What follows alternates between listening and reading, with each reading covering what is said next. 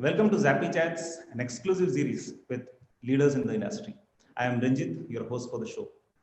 Today we have with us an inspiring personality, and I'm so excited to host him in Zappy Chats. He loves to be called an ideapreneur, and he has been growing personally and professionally by ideating and executing unconventional and path-breaking business ideas. A global HR leader, an acclaimed global culture coach, speaker, a trainer, facilitator, a teacher, and an author of highly acclaimed culture transformation book named Plan C.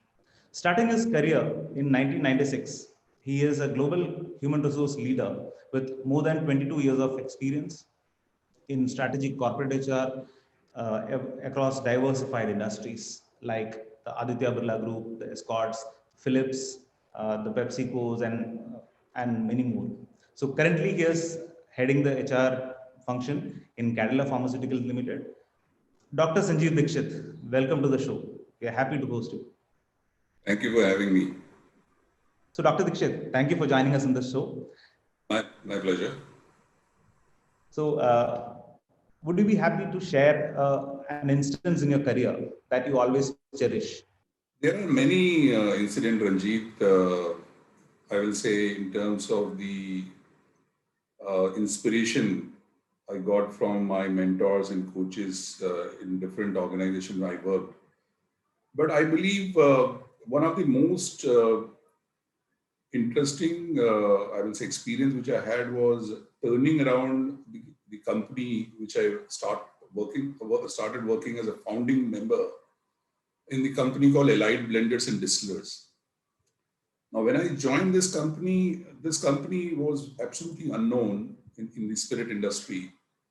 And along with the new CEO and the executive vice chairman, we kind of built the entire leadership team. We created the second line, middle line, and created a very phenomenal ecosystem of high performance. And in 6 years of my duration there, this company grew almost 5 times. So it's a 5x growth, primarily because of the kind of talent we brought in the organization, the kind of ecosystem which I will say inspired high performance across the team members from frontline to the senior management, and created a phenomenal, I will say, work environment and a culture. Because I have been a very, I will say, exponent and proponent of creating an ecosystem which inspire passion and commitment.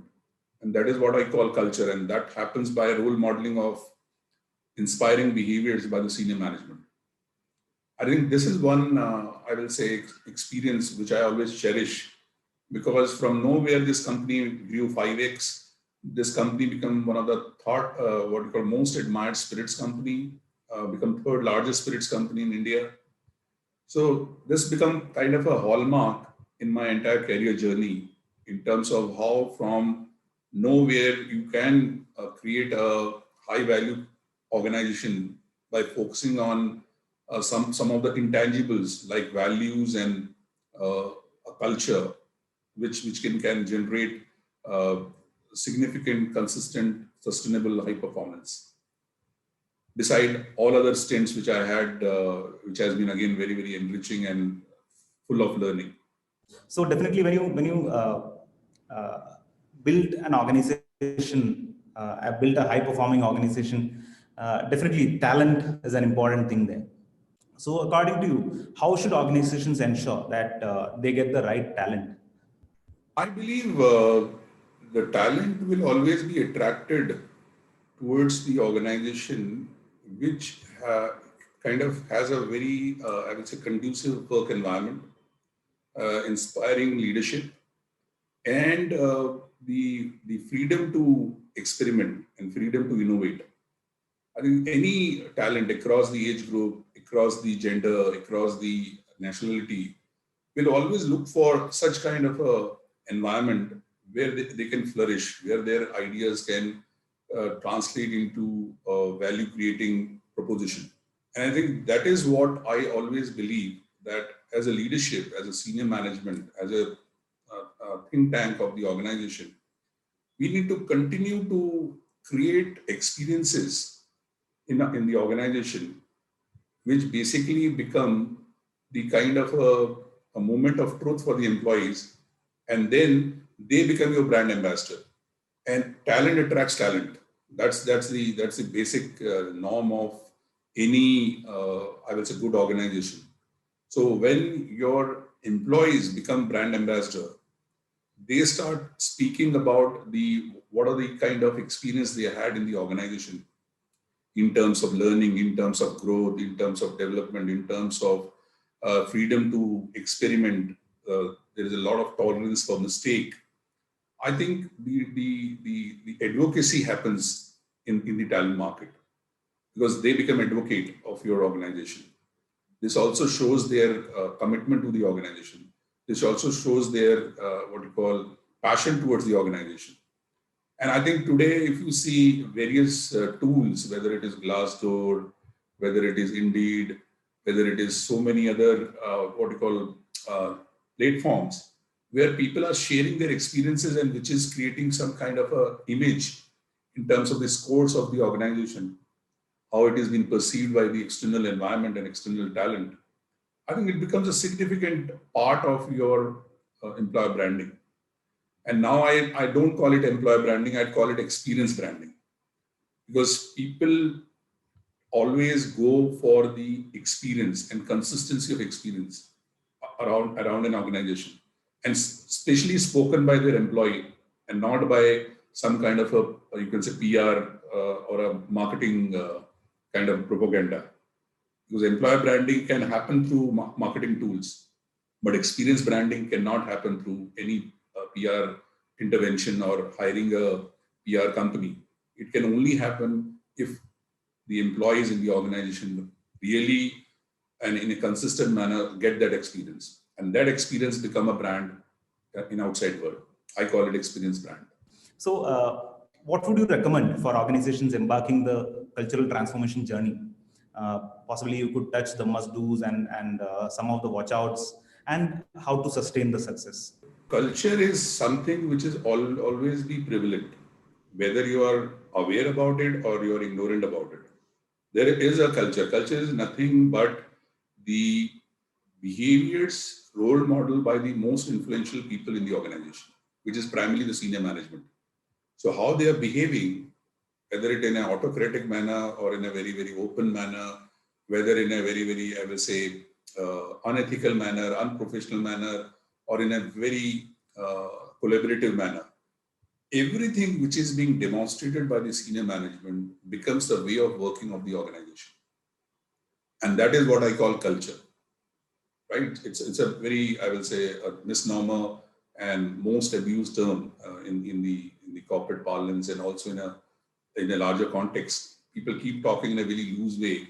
Oh, we need to have a great culture in the organization.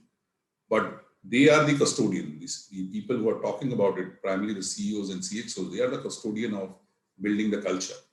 So for any culture transformation, the first thing first is the awareness.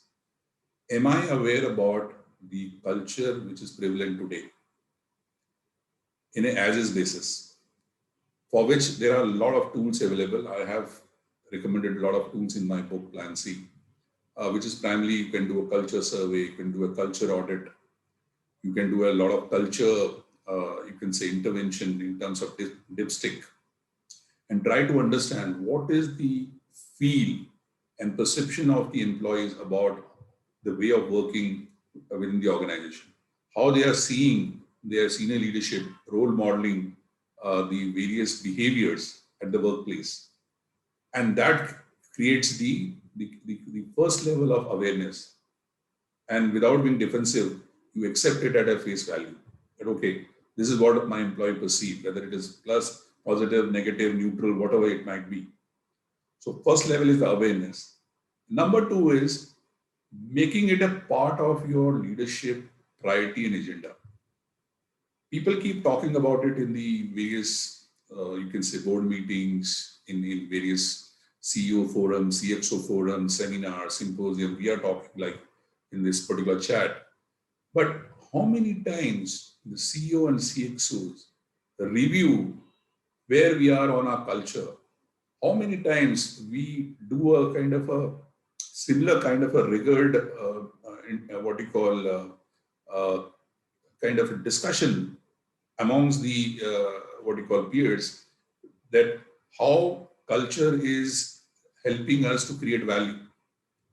So that should be one of the second point. The third point is then everything should revolve around that particular culture focused strategy. The last entire century, the organization has kind of lost a lot of opportunity. And if you calculate that opportunity loss, it will run into trillions of dollars, primarily by only focusing on having a great strategy and execute those strategy. It has not yielded them consistent, sustainable results. Because culture eats strategy all three meals. And who serves this meal? CEOs and the CXO. That's what is also quoted in my book. The point here is, in order to have this transformation, first level is awareness. Second level is making it a part of your leadership priority and agenda. Third, making it part of your entire, you can say, strategy focus. So we need to ensure that we create a culture which continue to give you high performance, irrespective of your workplace. So that is what is the key part. You cannot have a strategy around it. You could not have a backup plan around it. You can only have a culture around it. So while we create the employee experience, what is your view in the advancement of technology and utilization of the digitization and the technology or the trending technologies? How do organizations use these technologies to create this experience? Technologies were available earlier also. Now it is, you have multiple choices available in terms of artificial intelligence driven tools. You have business intelligence tools, you have cloud-based tools, big data, analytics. So all these, you can say, technology can provide you a lot of insights, but that will not convert into experience. Experience is a very, I will say, behavior-driven kind of a thing, right? What is experience? Experience is how I felt about the things which we are talking about. For example, I'm talking about excellence in the organization. Okay. And I have got a lot of tools which can give me insights about how we can bring excellence in the organization. Now, what is excellence? Excellence is an experience in the form of how I deliver result by speed and accuracy. Now, speed and accuracy is an experience. So as a employee, when I'm putting a particular idea, with how much speed I get a response from my manager, right? How he's enabling me to implement that idea accurately. Basis this experience, I will believe that yes, excellence is one of the important element of this organization way of working. Till that time, even if you do a pep talk, you can do a what you call motivational talk, you can have a town hall meeting with a lot of jazz and what you call presentations. That's not experience. That's a transaction, I call it. So experience is when I really get the consistent, what you call feeling that this particular thing is being practiced in letter and spirit. Right? For example, values of the organization. Now, every organization, Tom, Dick, and Harry organization will have values in their placard, in their boardroom, in the entire organization, posters, a lot of road shows on values. But how many times the senior management value those values in terms of consistently role modeling those behavior associated with the values? For example, integrity. We talk about integrity, that we need to be very transparent. We need to be doing right things when there is no supervision. But then just around the corner, you're doing something which is absolutely against those values. You will be doing unethical thing, you will be doing unprofessional thing, believing that employees are not observing. Employees are observing. From the PN to your security guard, to your canteen guy, to your tea boy, to your senior, what you call middle management manager, everybody is observing. Behavior is the most transparent thing. You get exposed the moment you behave. You get exposed. Now, this entire behavior which is being role modeled across the organization, I call it experience. It could be good, bad, ugly, but everybody in every day, every moment, we are creating experience. The way we are talking, you are also getting some level of experience in terms of, okay, whether this guy has got substance in his experience or he's just been talking from what you call books. So my 24 years of corporate journey has given me this experience that there are relative organizations, there are relative leadership, which has very different take on the way they want to create experience. And they will keep emphasizing on employer branding. Oh, let's participate in Great Place to Work. Let's participate in Best Place to Work. That participation will earn you only certificate. And you can even pay money and you can get certificate. But whether it will make you a great place to work, whether it will make you a best place to work, I think that is where the soul searching needs to be done. When an employee tells that, okay, this is the organization where I've been experiencing high level of integrity. This is the organization where I'm experiencing high level of transparency. This is an organization where I experience high level of collaboration. This is an organization where I have a high level of trust. I'm very passionate about coming every day in this organization. I'm very committed to this organization. Now, that is what I call great place to work. Even if you don't have certificates, even if you don't have any what you call external branding done by any of these so-called paid and not paid agencies. So for me, experience is very vital. It's a very, very crucial thing. And that is why in the beginning of the chat also I mentioned, we as a leadership, we need to focus on creating experience brand, not employer brand. Employer brand is a past fad which has just gone. And a lot of money and a lot of industry, you can say cottage industry has been created around employer brand. I don't give any value to these certificates. I always give value to my experience, my team experience, the last person in the organization experience, which is reflected in the form of how they are delivering, how they are what you call contributing, how they are responding to various what you call feedback, which has been discussed in the town hall meeting or informal interaction. I think that's the critical piece. We are missing the basics of all these things in all these what you call so-called hyper technology and hyper what you call environment of becoming one notch better than others. It's very, very superficial, very, very superficial. And that is why a lot of organization is having a trouble time managing their sustainable performance. Because they never focus on experience brand, they always focus on employer brand. Because of this, a lot of talent moved away, a lot of dilution happened in the way the good practices are being sustained in those organizations.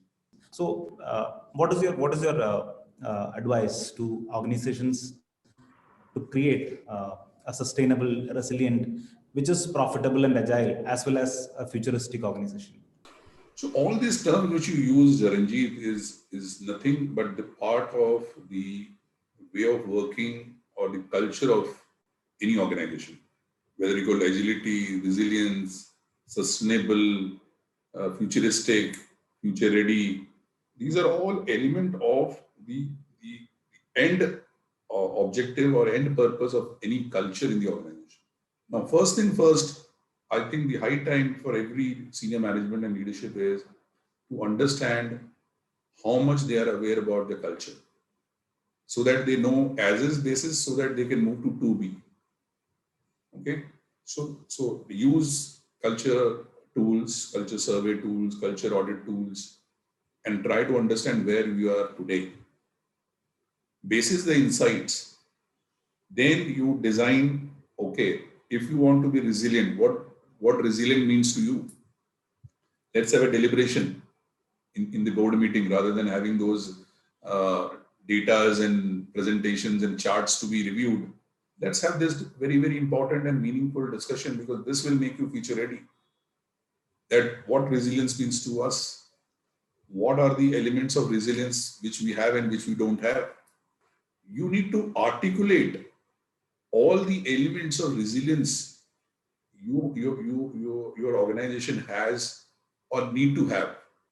Right? For example, I was mentioning about, okay, are you a SOP driven company, or you are very flexible in terms of adapting to any changes happening outside?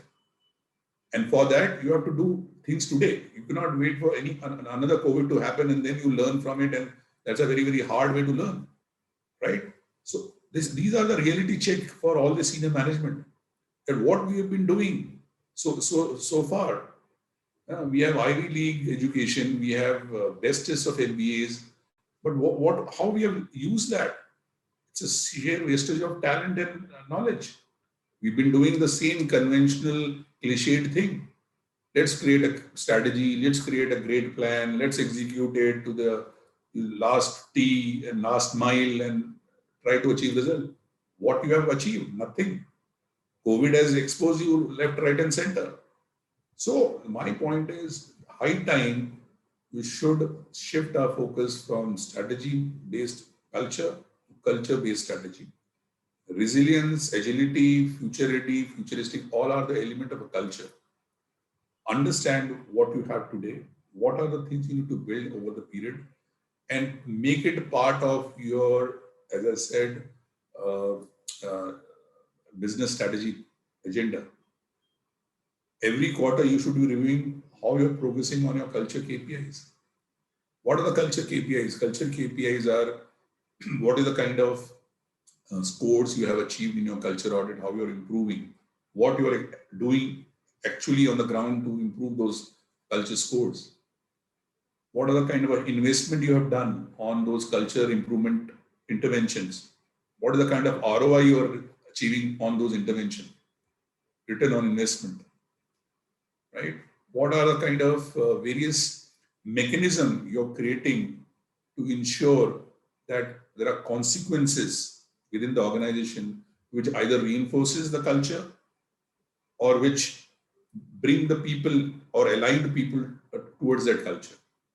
It could be your reward and recognition, it could be your entire policies, all system, framework, everything is focused toward one thing called culture.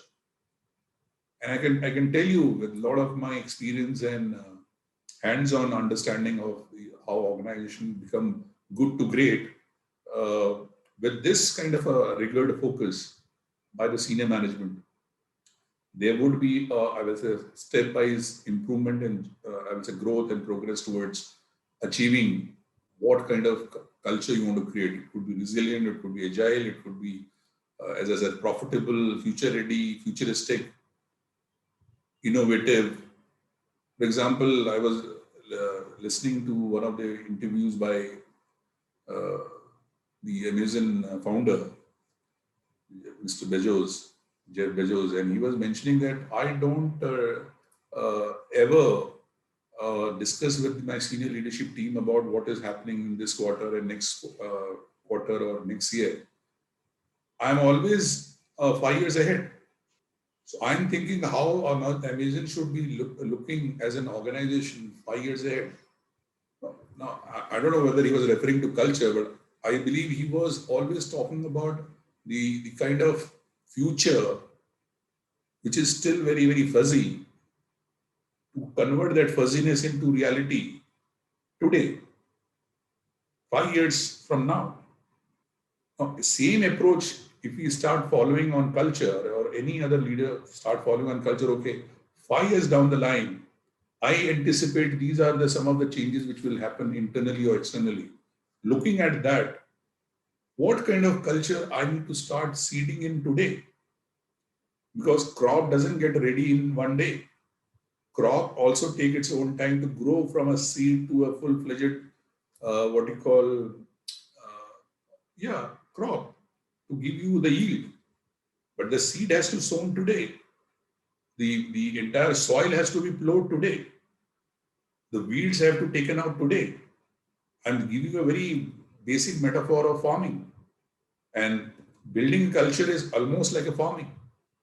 You have to keep plowing on the field to weed out all the bad practices, to weed out all the irrelevant way of working, and then bring the good soil upwards. That means bringing the good practices on the top, good talent on the top, good leadership on the top, and then start seeding the values of right behaviors, and then put the manure of the kind of good work environment and good work ecosystem.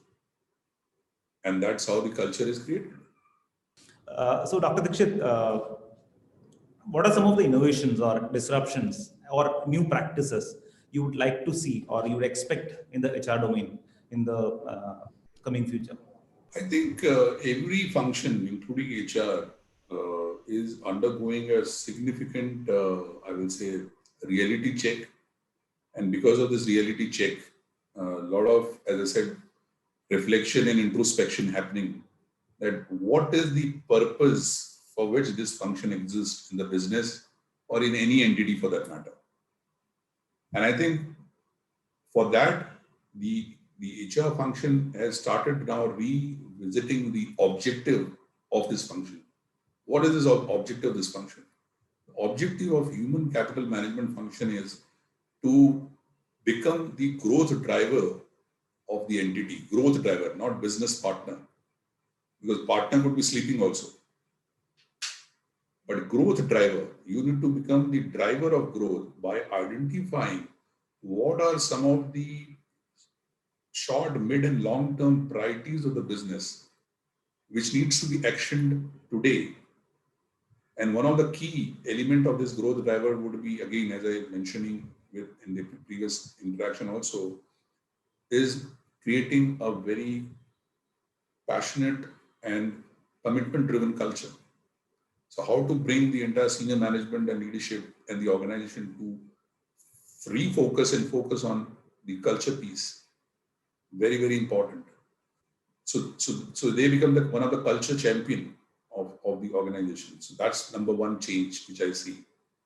Number two is even in terms of looking at the engagement and participation of HR in the business and the organization in large to create experiences. So how to create experience brand become the number two aspect of the change which needs to happen in the HR. And third is they don't have to wear the HR hat all the time. You need to start wearing the hat of a business growth driver going forward. So they will be only talking about how they will achieve growth by creating that culture, by creating that experience, by creating that work environment, by becoming an internal coach to the CEO and helping them to repositioning the purpose, the vision, the values, the kind of work environment they want to create, which will continue to create value consistently.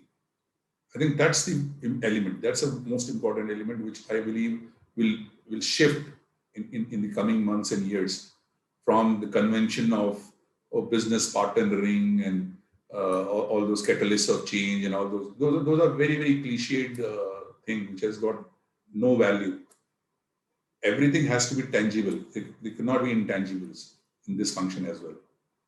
And they have to take a lot of learning from other functions, whether marketing, for example.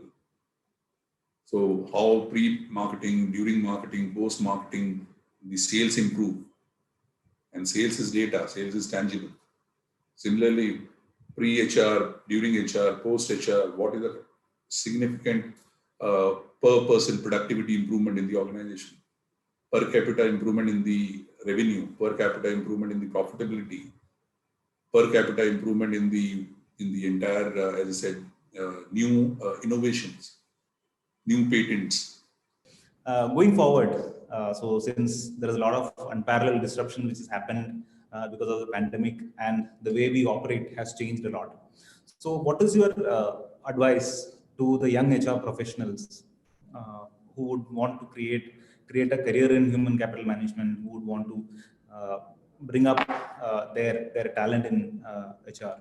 So, what is your advice to them?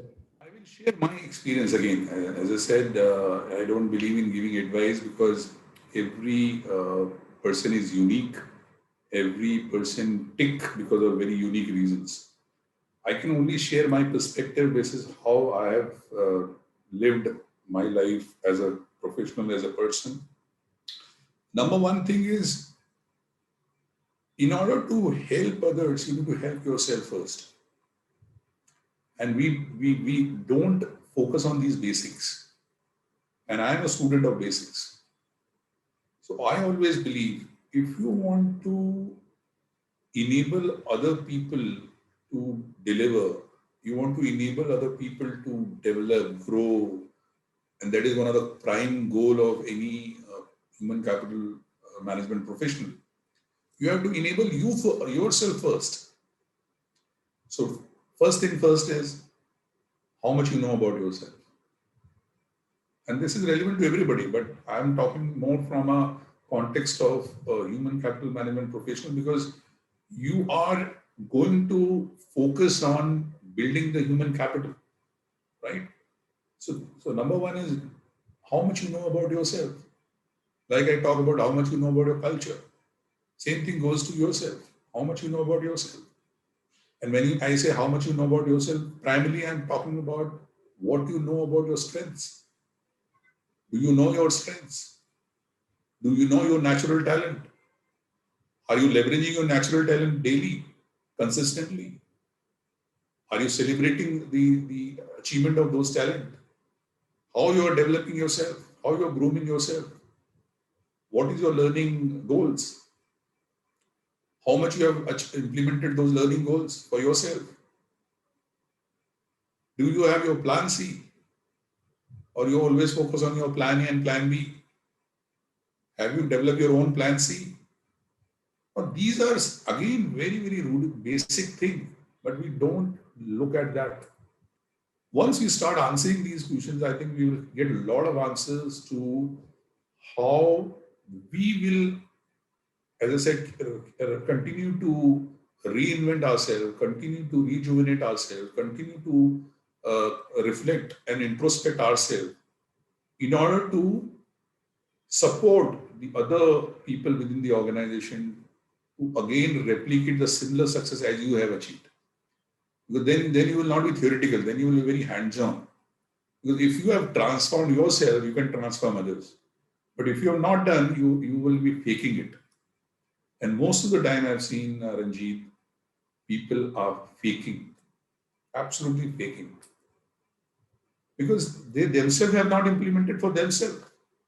So they talk about coaching, they talk about mentoring, they talk about transformation, they talk about change management, they talk about all the jazz in the world. But if I ask them only one simple thing, have you any out of these things implemented one thing consistently in your own life, in your own self? An answer is very, very tentative, very, very tentative. So we are faking to whom? Are you faking to the manager? Are we faking to the organization? Are you faking to the employee? Are we faking to the team? Are we faking to ourselves? An answer is faking to all, everybody, all.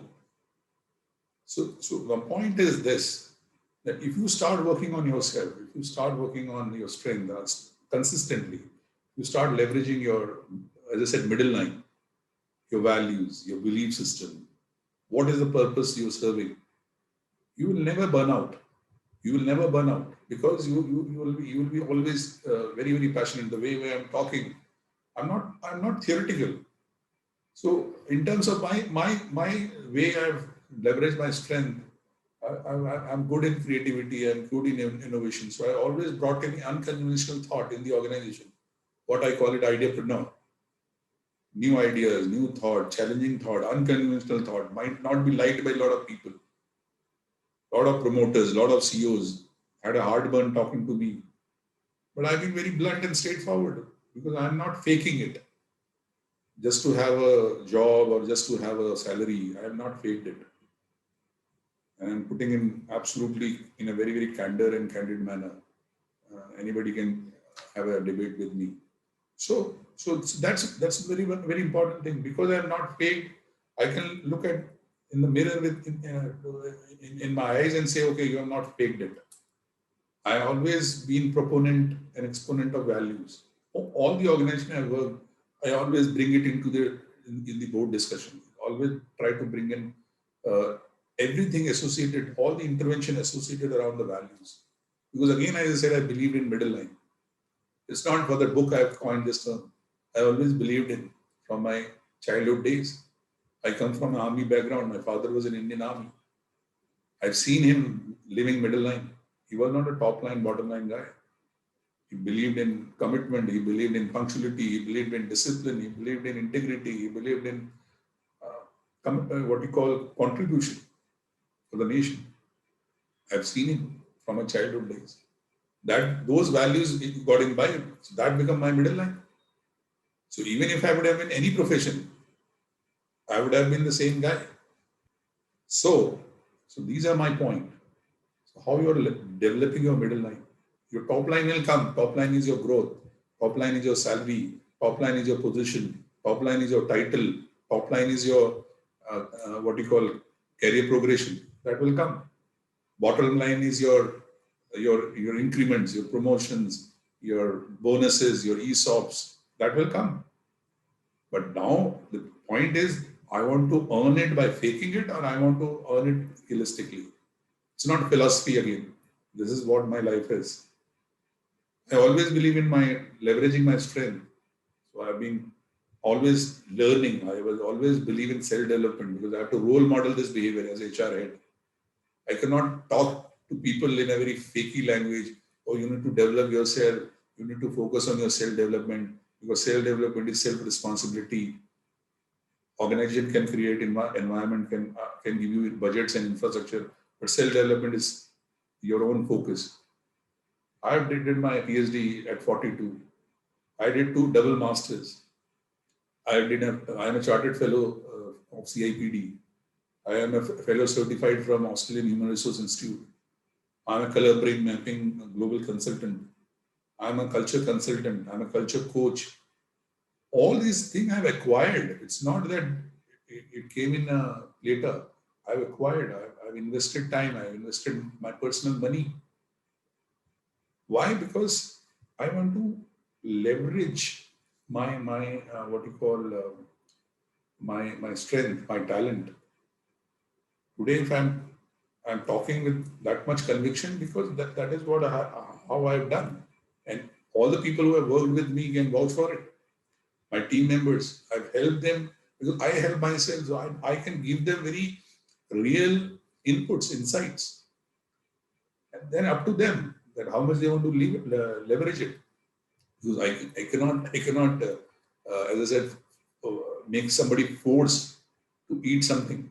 If he's not hungry, if he's not thirsty, I can give him 5-course meal. But if he's not hungry, he will not eat. I can give him good choices of beverages, but if he's not thirsty, he will not drink. But then I need to have those, what you call talent, to give him 5-course meal. So that is my, what you call perspective to all the fellows out there is if you have to help anybody, first you help yourself. If you have to help the other person to grow, first help yourself to grow. Focus on your middle line. Develop your plan C. Work on that plan C. And rest assured, you will have a significant growth in your life. And there is something called law of averages. You can grow very fast, but then you will remain there for long till other catches up. That's called law of averages. So always go by the universal law of average that everything happens organically. Thing is, you need to keep focusing on something which is already there within you. Strength is within you. Areas of improvement you have to acquire. You keep focusing on areas of improvement. It doesn't work. Leverage your strength first. You have achieved whatever you have achieved because of your strength, not because of your areas of improvement. Everybody, any senior leader, any global role model, he has reached that height or she has reached that height because of her or his strength, not because of her areas of improvement. That doesn't mean he doesn't have areas of improvement. Nobody's perfect. But then God has given something unique, strength, middle line, soul, heart, focus on it, make it healthy, and you will always achieve growth, success. Such an enriching discussion with you, Dikshit sir.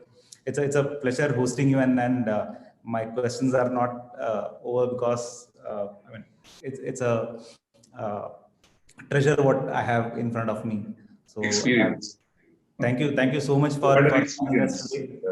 I also had an experience. You also had an experience of how Yes. by being very, very honest and by being very, very candid, you can create experience for not for yourself but for the others also. And this experience is and fabulous. I have no words to explain it because I feel myself enriched and refreshed with a lot of thoughts, and I look up to you for more such thoughts. I'll definitely be in close follow up with you so that I personally can learn a lot. So that was Dr. Sanjeev Dikshit, Global President of Human Capital Management of Cadila Pharmaceuticals. And it was a pleasure hosting you, sir. Thank you so much.